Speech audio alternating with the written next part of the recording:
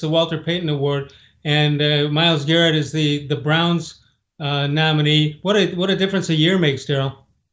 Yeah, that's kind of what I wrote today. A year ago this time, he was suspended. He was enemy number one in the National Football League. For that incident involving him hitting Mason Rudolph in the head with his own helmet. But what Myles Garrett has done to remake his image both on as well as off the field. He's a tremendous player on the field. I think that the country has started this year to finally get exposed to just how good of a player that Myles Garrett really is. Unfortunately, in the infancy of his career, the Browns weren't winning football games, so nobody cared about the Browns. Some didn't even recognize the Browns being in the NFL. That's how bad the Browns were. But now that Cleveland is starting to turn this thing around, they're in playoff contention. Everyone is seeing just what type of a talent he is. And then when you look at his work off the field, because that's ultimately what the Walter Payton Man of the Year award is about, is work in the community off the field. He's on the team's social justice committee. He's become a more vocal leader within the organization and locker room, which is an area that he himself admitted when we spoke to him today that he wasn't crazy about, but he made it an effort and understood why. As one of the premier players on the team, he really needed to take that mantle upon his shoulders. He's involved in the Water Boys program. He's one of the captains for that. Which is, their goal is to provide clean drinking water across the globe for those that don't have access to it.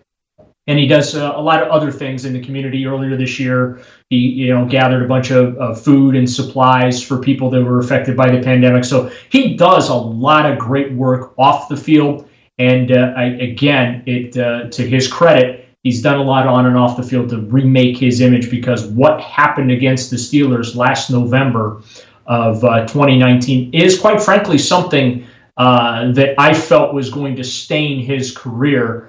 And it's nice to see that he's been able to repair that image in such a short fashion. It's time for the media to ease up on it, and it's time for him to say, "I've said everything I need to say or want to say."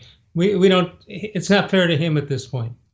Well, it was relevant today just because of the award. And, again, a year ago, he was enemy number one in the National Football League, suspended indefinitely. There was a thought even that he might have gone into this season still carrying that suspension. And I think that the Browns and Garrett, with the help of his agent and, those around him, I think they handled the situation beautifully with the commissioner's office to get him reinstated right away after the season and allow the process of putting that behind. Because, Les, the NFL wanted that to go away. First of all, that happened on national TV, which is, I think, part of the reason that they lowered the hammer as quickly as they did, because it happened in front of a nationwide audience on Thursday Night Football on Fox. And then the other thing, too, is they don't want that ugliness, to be repetitive out there. I go back to Ndamukong Suh and all the stuff that he did, stepping on players, kicking guys in the head, and things like that. But he was a repeat offender, whereas this was a one-time incident.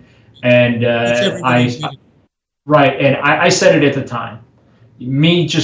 My exposure to Myles Garrett, that just isn't who he is. Something happened to trigger him to respond like that. That doesn't excuse the response. It was completely abhorrent and inappropriate, and he absolutely deserved the punishment that he served. But Mason Rudolph wasn't the angel that some people tried to make him out to be.